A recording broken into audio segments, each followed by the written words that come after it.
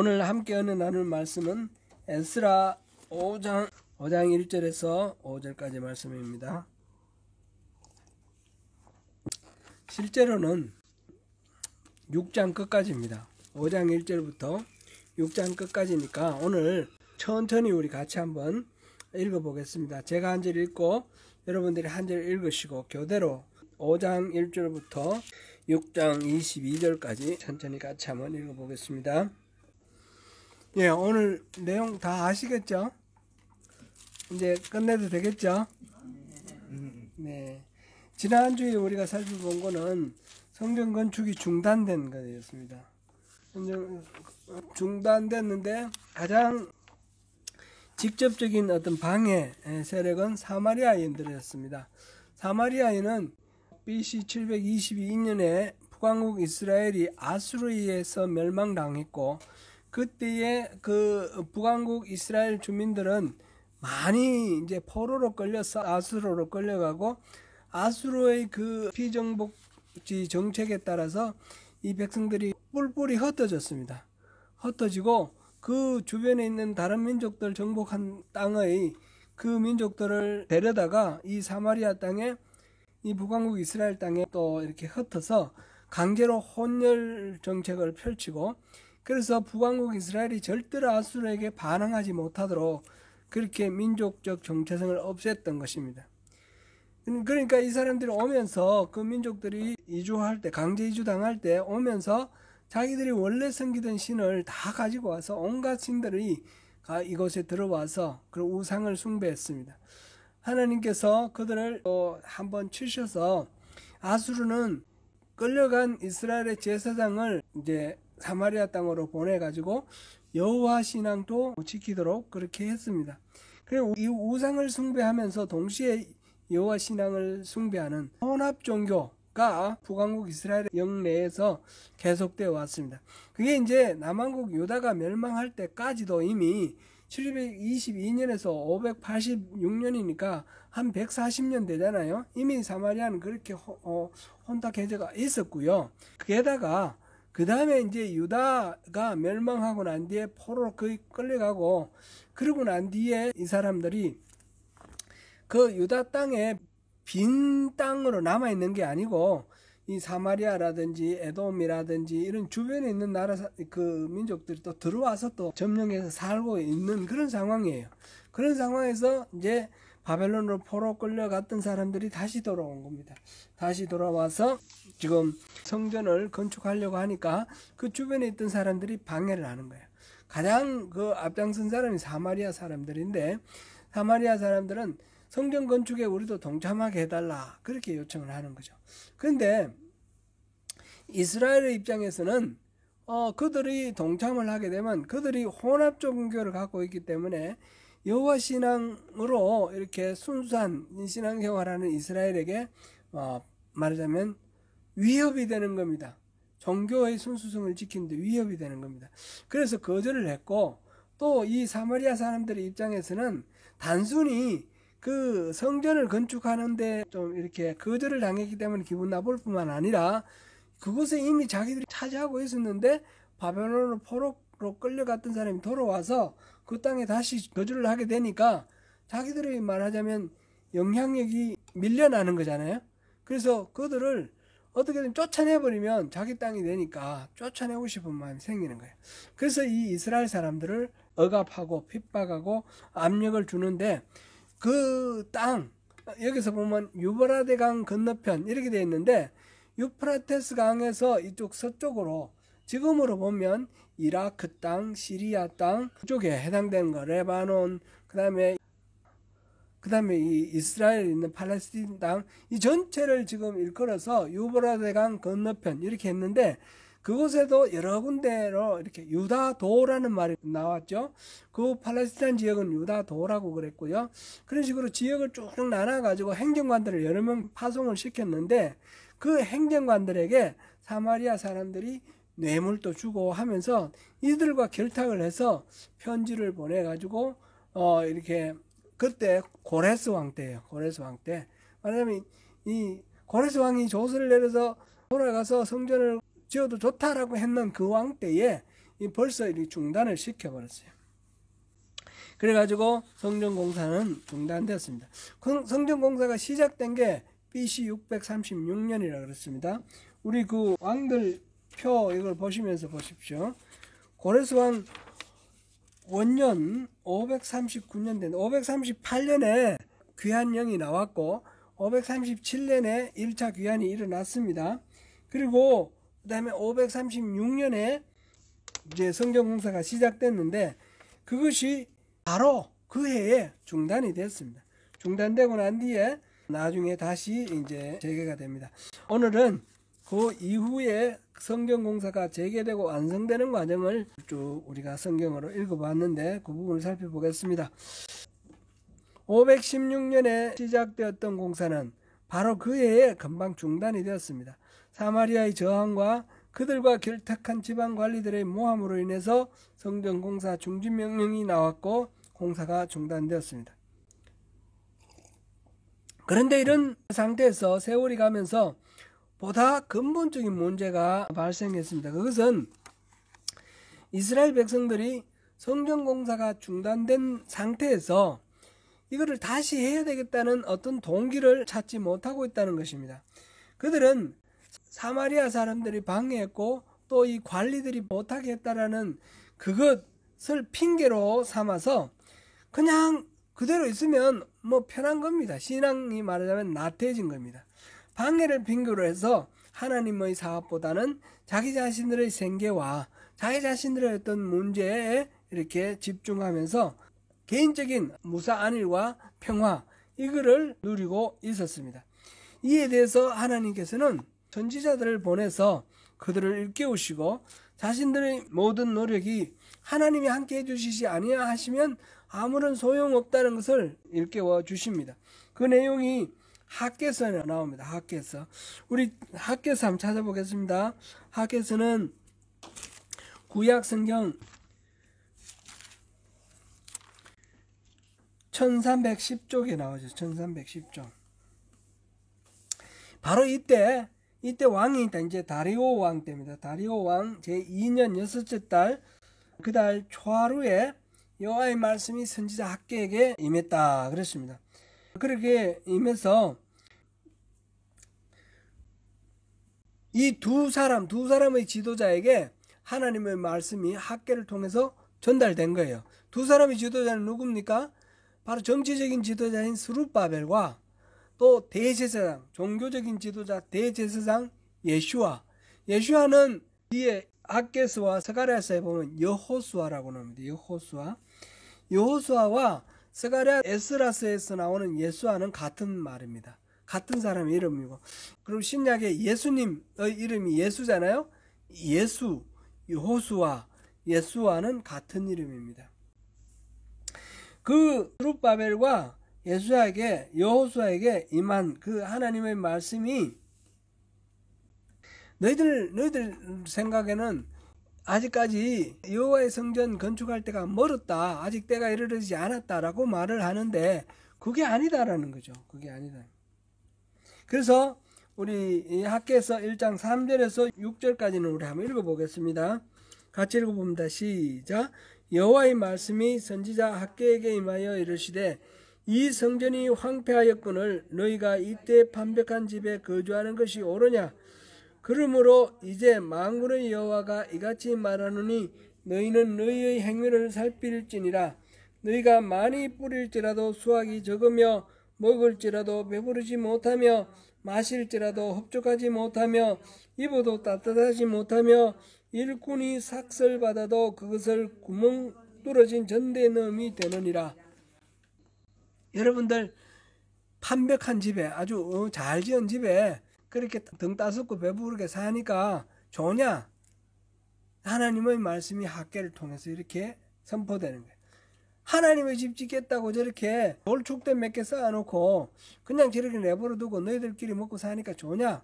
그런 말씀을 하시면서 그런 상황에서 하나님의 일을 돌아보지 않고 너희들 먹고 살 일만 따지면 거기에는 어려움이 있을 거라는 거죠. 그게 많이 뿌릴지라도 수확이 적으며 그 다음에 뭐 많이 먹을지라도 배부르지도 않고 마셔도 흡족하지 못하고 입어도 따뜻하지 못하고 이 삭설 받아서 호주머니에 넣었는데 그 전대가 구멍이 뚫어졌어요. 그럼 하나도 호주머니에 남아있지 않죠.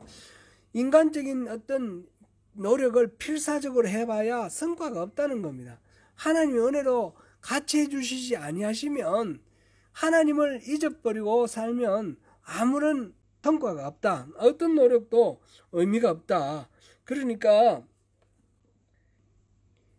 하나님의 일을 먼저 생각해 보라는 거죠. 그러면서 이제 7절부터 11절까지 나오는 말씀은 우리 안 읽어봐도 이제 대강 보면, 산에 올라가서 나무를 베어서 집을 지어라, 성전을 지어라 그럽니다. 그 성전 지어라 그러니까 그냥 저 레바논의 백향목 좋은 목재만 생각하고 하다 보니까 일이 진척이 안 되는데, 그냥 뒷산에 올라가서 꼬부랑나무라도 잘라와서 지어라. 중요한 거는 하나님의 집을 마음을 쏟아서 짓는 것이 중요하지, 재료가 얼마나 좋으냐 그게 중요한 게 아니라는 거죠. 그래서 9절에 보니까, 나 만군의 여호와가 말하노라. 이것이 무슨 까닭이냐? 내 집은 황폐하였으되 너희는 각각 자기의 집을 짓기 위하여 빨랐습니다. 하나님 집은 황폐한 상태로 놔놓고 자기 집을 짓기 위해서 막 재바르게 움직였는데, 그런 것을 아무리 해봐야 그 많은 것을 바랐으나 도리어 적었고 너희가 그것을 집으로 가져갔으나 내가 풀어버렸다. 하나님이 그거를 이렇게 노력해서 뭔가 축적하려고 하는 거 다 풀어버리면 헛수고라는 말씀이죠. 그래서 지금 무슨 이야기입니까? 이 학개의 선지자를 통해서 하시는 말씀은, 하나님의 집 성전 짓는 거, 그걸 위해서 포로 생활하던 너희들을 돌려서 지금 이 예루살렘으로 돌려보낸 거 아니냐. 이 목적에 맞게 이건 먼저 하라. 그런 말씀이에요. 이 사람들은, 자기들은 원래 16년 동안 중단이 되는데 16년 전에 처음에 기초를 놓고 이럴 때는 막 가슴이 막 뛰었습니다. 근데 사마리아에서 해방하고 또 그 지방 행정관리들이 방해하고 하지 말라 그러니까 처음에는 하고 싶은데 못해서 중단을 했는데, 세월이 지나가면서 그는 잊어버리고 자기 일 하는 게 더 바쁘고 더 좋은 거예요. 하나님 집 짓는 거는 잊어버리고 관심 밖으로 나가버렸어요. 그러니까 하나님께서 일깨워 주시는 겁니다. 이 선지자를 통해서.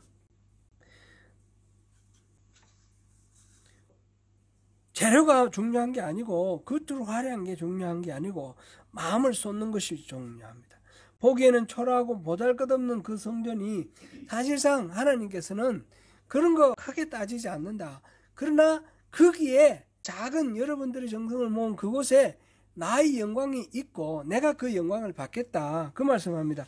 우리 2장 9절, 학개 2장 9절, 1311조 학개 2장 9절 같이 한번 읽어봅니다. 이 성전의 나중 영광이 이전 영광보다 크리라.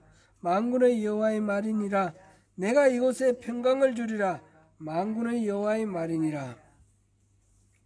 하나님께서는 이곳에 자신의 모든 그 마음을 쏟고 지금 이 백성들이 그 집을 짓기를 바라시면서 그것을 선지자를 통해서 일깨워주고 계시는 것입니다. 이거는 스가랴서에도 나옵니다. 스가랴서, 학개서와 스가랴서는 다 이 성전 재건에 관계된 그런 얘기입니다. 스가랴서 한 곳만 읽어보겠습니다. 6장, 스가랴서는 학개서 바로 뒤에 나옵니다.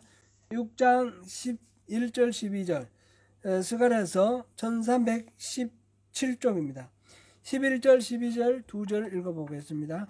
은과 금을 받아 면류관을 만들어 요사닥의 아들 대제사장 요수아의 머리에 씌우고 말하여 이르기를, 만군의 여호와께서 이같이 말씀하시되, 보라, 싹이라 이름하는 사람이 자기 곳에서 돋아나서 여호와의 전을 건축하리라. 아멘. 이 요수아에게 머리 면류관을 덮어 씌우면서 싹이라는 사람이 나와서 여호와의 전을 건축한다. 바로 그 요수아가 그 일을 할 것이다 라는 예언을 하는 것입니다. 선지자들은 백성들이 하나님의 사명을 잊고 있음을 일깨워주면서 하나님께서는 현실적인 상황보다 마땅히 해야 할 일, 이게 당위성을 더 주목하고 계심을 알려주셨습니다.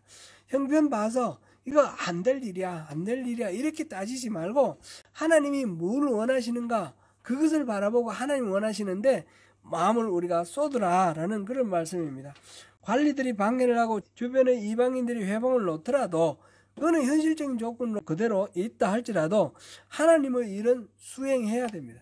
그렇게 선지자들의 일깨움을 듣고 스룹바벨과 이 여호수아가 그 성전 건축을 재개를 했습니다. 공사를 재개를 했더니 이게 이제 성전 공사가 중단된 지 16년 만인데요.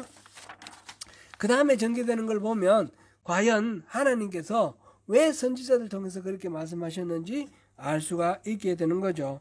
그 다음에 우리가 계속해서 에스라 6장 봅니다. 6장 우리 다 읽어봤지만 그래서 이 유브라데강 건너편 총독 닷드네와 스달보스네 이 사람들이 이제 사마리아 사람들의 사주를 받고 이렇게 해서 지금 스룹바벨과 여호수아가 성전 건축하는 것을 보고 와서 이제 다시 방해를 하기 시작하는 겁니다.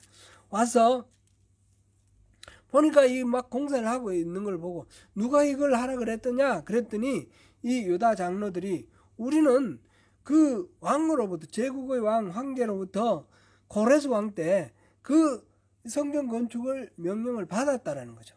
그리고 그때 왕이 약속하기를 그 성전에 원래 있던 옛날에 느부갓네살 왕이 약탈해 간 그 성전의 여러 기명들을 다 돌려주겠다고 약속을 했고 그리고 그 예루살렘에다가 이런 것을 건축하라고 얘기를 했는데 그 모든 비용은 왕실에 다 제공해 주겠다 이렇게 약속을 했다라는 거죠. 이게 지금 장로들의 이야기입니다. 장로들이 이야기하는 그런 이야기가 지금 5장 6절부터 5장 17절까지 이야기가 그 장로들의 이야기입니다. 그 장로들의 이야기를 듣고 이제 닷드네와 스달보스네가 다리오 왕에게 편지를 써서 이 사람들이 이렇게 말하는데 왕에게 이게 맞는 말입니까? 그랬더니 다리오 왕이 조서를 내려서 그걸 좀 찾아보라는 거죠. 그 기록이 있는가 없는가 찾아보라 그랬는데 바벨론의 보물을 쌓아둔 보물정각에서 조사를 했는데 메대도 앙메다 공성에서 한 두루마리를 찾았다 이랬어요.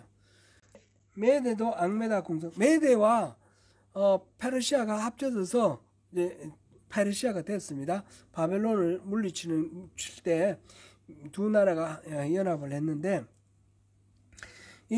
그 메대 쪽에 있는 앙메다 궁성에서 두루마리를 찾았는데 거기에서 고레스 왕 원년의 조서가 발견되었습니다.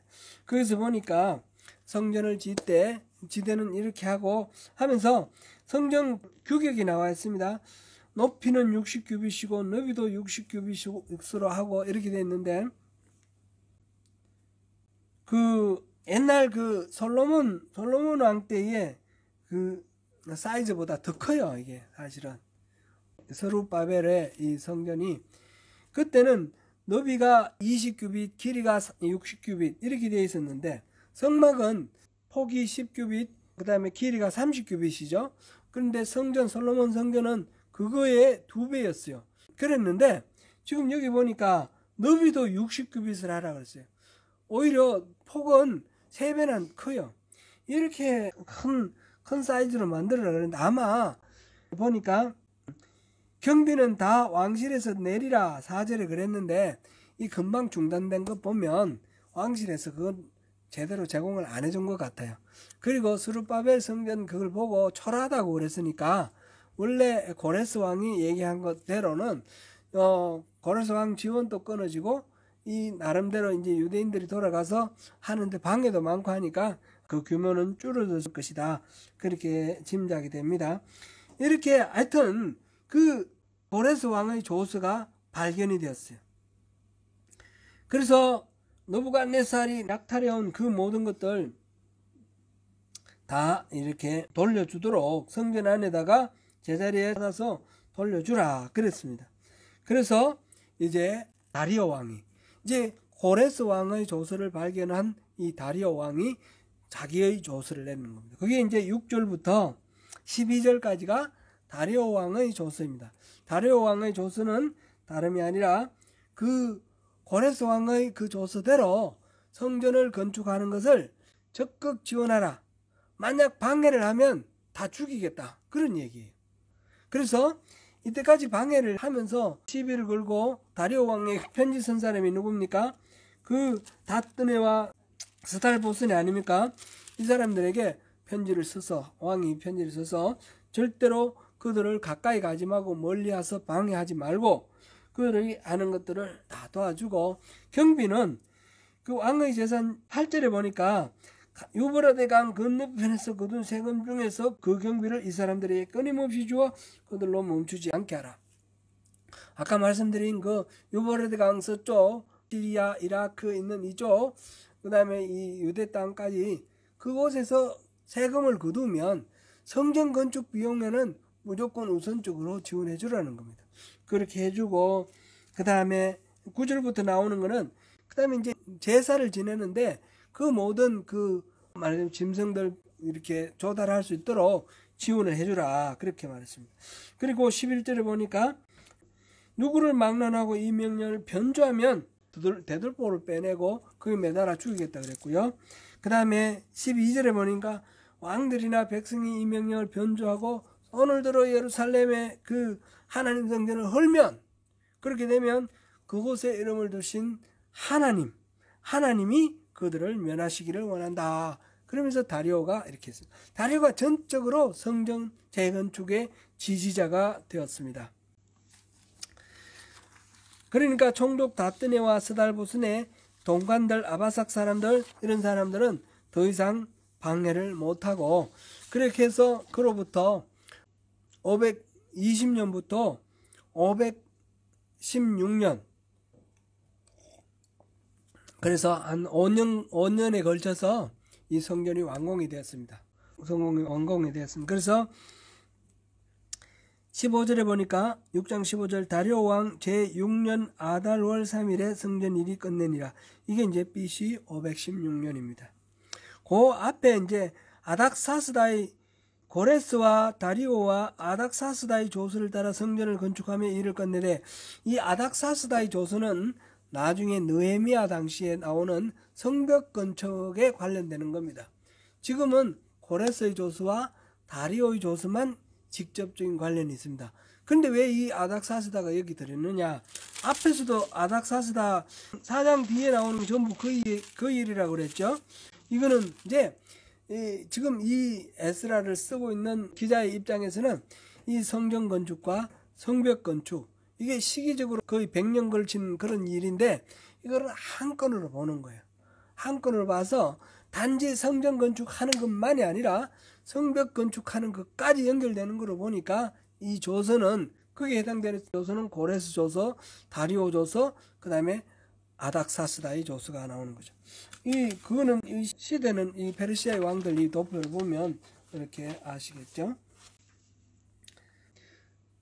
참고로 말씀드리면 고레스, 캄비세스는 다 2세입니다. 맨 위에 나오는 고레스 2세, 캄비세스 2세. 아무튼 그렇습니다. 이렇게 해서 완성이 되었습니다. 드디어 완성이 되었고, 그 다음에 16절부터 18절까지는 봉헌식, 그 다음에 19절부터 22절은 그렇게 성전 완성하고 난 뒤에 유월절을 지키는 것, 그렇게 두 가지 이야기입니다. 봉헌식을 하는데, 성전 봉헌식을 행할 때 17절 보니까 수소 100마리와 수량 200마리와 어린 양 400마리를 드리고, 또 이스라엘 지파의 수를 따라 수염소 12마리로 이스라엘 전체를 위하여 속죄제를 드리고, 봉헌식 거창하게 하는 것 같죠. 이거는 솔로몬 성전의 봉헌식하고 비교를 해보면 짐작을 할 수 있습니다.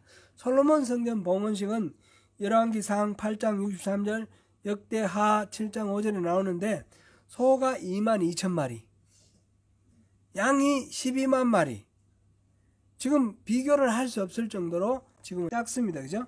그러니까 포로로 끌려갔다가 돌아와서 귀환한 이스라엘 백성들이 사실은 먹고 살기도 어려운 상황이에요. 최선을 다해서 지금 하나님의 전을 회복하고, 그 다음에 헌물을 드리고, 그리고 예배를 드린다라는 것을 우리가 알 수 있습니다. 그 다음에 이어서 유월절을 지키는 그런 내용이 나오는데, 이 봉헌식과 유월절에서 우리가 주목하는 것은 이 봉헌석 규모가 어떻게 했느냐, 유월절을 어떻게 지느냐, 이것보다도 우리가 주목할 것은 또 다른 곳에 있다라는 것을 우리가 좀 유의하면 좋겠습니다. 16절을 우리 같이 한번 읽어보겠습니다. 시작.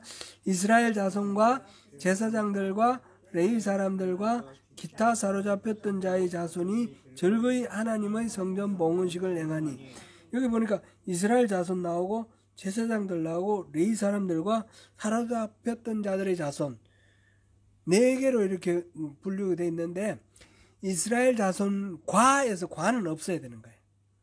이스라엘 자손 곧, 그 다음에 이렇게는 뒤에 이스라엘 자손 뒤에 나오는 제사장들, 레위 사람, 사로잡혔던 자들의 자손, 이거는 동격이에요. 제가 가진 영어 성경 이렇게 보면 그 대시로 이렇게 해놨어요. Then the people of Israel 대시하고 the priest, the Levite and the rest of the exiles 대시하고 celebrated the dedication of the house of God with joy. 이렇게 대시 양쪽으로 이렇게 줄 꺼놓은 거는 그 안에 있는 거는 앞에 있는 거를 설명하는 말, 동격을 말하죠. 그러니까 이스라엘 자손과라는 말은 빼고 이스라엘 자손, 즉 제사장들과 레위 사람들과 기타 사로잡혔던 자들의 자손, 이렇게 읽어야 된다는 거죠. 그럼 과자는 빼버리세요. 아예 이렇게 표시를 하셔서. 그래서 이스라엘 자손이라는 걸 중요하게 생각합니다. 우리가 알다시피 이스라엘이 남북이 분열이 됐잖아요. 북왕국 이스라엘은 멸망했잖아요. 남왕국 유다가 멸망하면서 포로로 끌려갔잖아요. 바벨론에 포로로 끌려갔다가 돌아온 사람은 누구예요? 이 유다 지파와 베냐민 지파예요. 그런데 이들을 항상 이스라엘 자손이라고 말한다는 거예요. 전체 이스라엘 남북 분열되기 전에 전체를 가리키는 말 이스라엘이라고 말한다는 거죠. 지금 여기서 중요한 거는 이스라엘이 누굽니까? 이스라엘이 야곱의 이름이 이스라엘 아닙니까? 하나님을 이긴 사람, 하나님의 약속을 특별히 이제 받은 사람, 하나님 약속한 사람이에요. 이스라엘이라는 민족 자체가 하나님이 특별히 선택한 민족 아닙니까? 그 이름이 이스라엘인 거예요. 지금 포로로 끌려갔다가 돌아온 사람들은 유다 자손이 아니라 이스라엘 자손이라는 겁니다. 이스라엘 자손 많은 부분 잃어버렸지만 잃어버린 건 잊어버렸다 하고 전체를 대표하는 이스라엘로 이렇게 본다라는 겁니다. 그래서 계속해서 이스라엘이라는 말이 나오는 거 봅니다. 17절에도 보면 이스라엘 지파의 수를 따라 수dom소 12마리로 이스라엘 전체를 위하여 속죄제를 드린다. 속죄제 드릴 때에 이스라엘 12지파 전체를 위한 속죄제를 드리는 겁니다. 돌아온 유다 지파, 베냐민 지파가 아니라 전체. 그리고 21절, 6월절을 지키는데 이 6월절 지키는 사람들을 보니까 6월절 양을 잡는데 누가 먹느냐? 6월절 양을 잡아서 먹는데 실제로 먹는 사람이 누굽니까? 그 유다 지파, 베냐민 지파 이 사람들이겠죠? 그런데 뭐라고 지금 얘기됐냐면 사로잡혔다가 돌아온 이스라엘 자손, 바벨론으로 끌려갔다가 돌아온 사람은 유다 지파, 베냐민 지파지만 이들을 이스라엘 자손이라고 부른다는 거죠. 중요한 이스라엘 전체로 말하는 거고, 자기 땅에 사는 이방 사람의 더러운 것으로부터 스스로를 구별한 모든 이스라엘 사람, 자기 땅에 사는 이방 사람, 이거는 이제 유다 지방이라고 보면 되겠어요. 유다 지방에 사는 사람인데 그곳에 사마리아 사람도 와서 사고 에돔 사람도 와서 살고 주변에 있는 여러 사람들이 다 와서 산다 그랬죠. 그 와서 사는데 그런 사람들 속에서 같이 살면서 스스로 그들의 더러운 것으로부터 스스로를 구별한 모든 이스라엘 사람, 그 이방인들과 막 어울려 살면서도 순수하게 여호와 신앙을 지키면서 자신을 구별해온 사람들, 그런 사람들을 지금 말합니다. 그럼 이 사람들은 누구냐? 이 사람들은 유다 백성 중에 포로로 끌려가고 남은 사람일 수도 있고요. 그것보다는 나중에 이스라엘 사람들이 돌아왔을 때 이들과 합류한 이스라엘 사람들, 이렇게 볼 수도 있겠습니다. 개종한 유대인들, 그렇게 볼 수도 있는데 어쨌든 간에 이스라엘, 하나님을 섬기는 여호와 공동체에 이 이름을 이스라엘이라고 했고, 이 이스라엘 공동체 안에 들어온 사람들, 이런 포로로 끌려갔다가 돌아온 사람도 있고, 그곳에 있던 사람들 중에 스스로를 구별한 사람들, 스스로를 거룩하게 구별한 사람들, 그런 사람들도 있다는 거죠. 출신이, 혈통이 중요한 것이 아니라 여호와 신앙이 중요한 겁니다. 하나님의 백성이라는 이스라엘 이름에 이렇게 합류한 사람들, 그런 사람들을 전부 지금 이렇게 일컬어 놓고, 그런 사람들을 이스라엘의 하나님 여호와를 찾는 자들 이렇게 해놨습니다. 이렇게 이스라엘에 속해서 이스라엘의 하나님 여호와를 찾는 자들, 21절 마지막에 그렇게 나와 있죠. 이들이 다 유월절 양을 먹었다. 유월절 양을 먹었는데 누가 먹었냐? 이스라엘이 먹었는데, 그 중에는 포로 끌려갔다 온 사람도 있고, 또 그 자리에 있던 사람들 중에 하나님의 공동체로 들어온 사람들도 있는데, 다 이들 모두가 이스라엘의 하나님 여호와를 찾는 자들이라는 겁니다. 혈통이 유다 지파나 뭐나 그게 중요한 게 아니라 하나님을 찾는 자들이라는 겁니다. 하나님을 찾는 자들. 지금 이스라엘이라는 이름이 쭉 나왔는데, 이 이스라엘이라는 이름 전체 다가 하나님을 찾는 자들이라는 뜻입니다. 하나님이 선택하시고 언약하신 그 이스라엘 공동체로 합류한 사람들. 지금 봉헌식을 하고 유월절을 하면서 성전 건물이 세워진 것을 기념하는 그런 봉헌식에서 주목하는 바는 이 성경 건물이 아니라 이스라엘 사람이라는 겁니다. 하나님의 백성이라는 겁니다. 이거를 우리가 중요하게 생각해야 되겠습니다. 이게 이제 나중에 느헤미야가 이스라엘 성벽을 완성하고 이런 과정 속에서 에스라 학사가 그 신앙 회복을 하는데, 신앙 회복을 할 때 그 이방인들과 결혼하는 사람들 그 다 결혼을 파혼을 시켜요. 결혼을 파혼시키면 오늘날 생각으로 막 이렇게 생각할 건 아니고요. 결혼이라는 의미 자체가 어떤 여호와 신앙의 혼합을 의미하는 거예요. 문화적 혼합. 그거를 의미하는데, 그거를 정결하게 구별하는 겁니다. 그 구별하는 것 자체가 이 성전 건축의 아주 중요한 핵심 메시지가 되는 겁니다. 건물로 성전을 건축하는 것과 성벽을 세워서 이 적들이 못 들어오도록 성벽을 세워서 그 안에서 공동체를 이루게 하는 것과 그 안에서 여호와 하나님을 찾는 사람들, 이스라엘 공동체를 형성하는 것, 이 세 가지가 합쳐서 성전 건축이 되는 것입니다. 성전 건축. 지금 스룹바벨의 성전 건축은 단순한 빌딩의 건축이 아니고 이스라엘 공동체의 회복이다 라는 것을 우리가 여기서 주목할 수 있습니다. 우리 지난주에 주일날 우리 새 포도주는 새 부대에 담으라, 이 말씀 우리가 평소에 알고 있는 말씀이기도 하고요.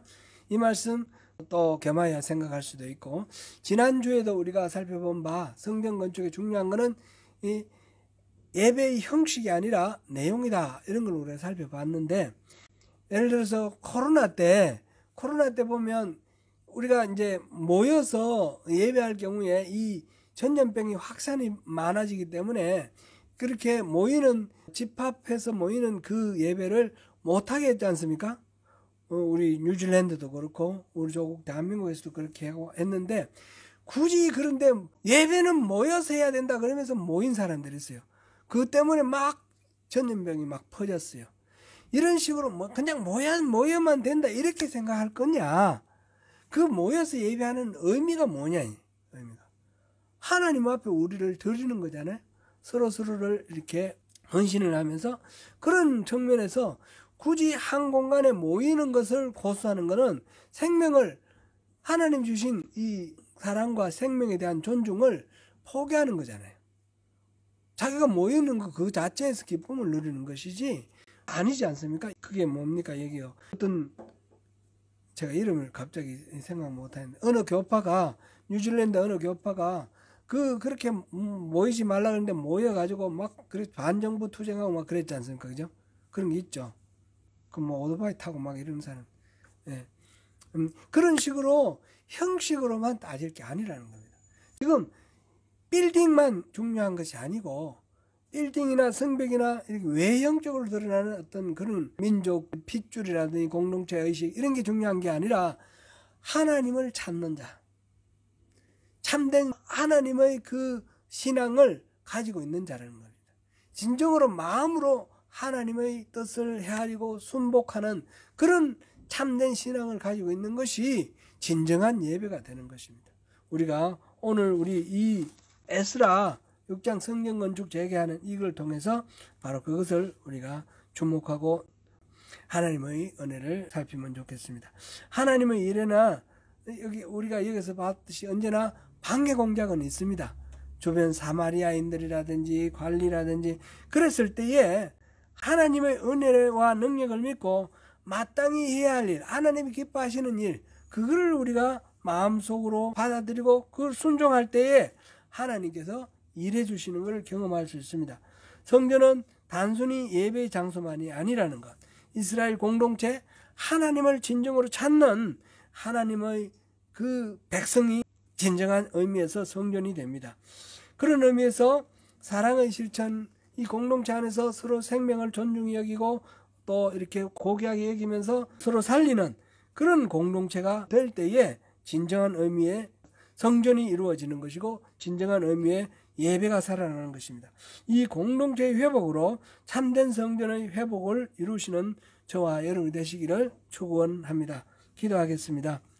은혜로우신 하나님, 오늘 성전 재건 공사가 중단되었다가 회복되는 과정을 봅니다.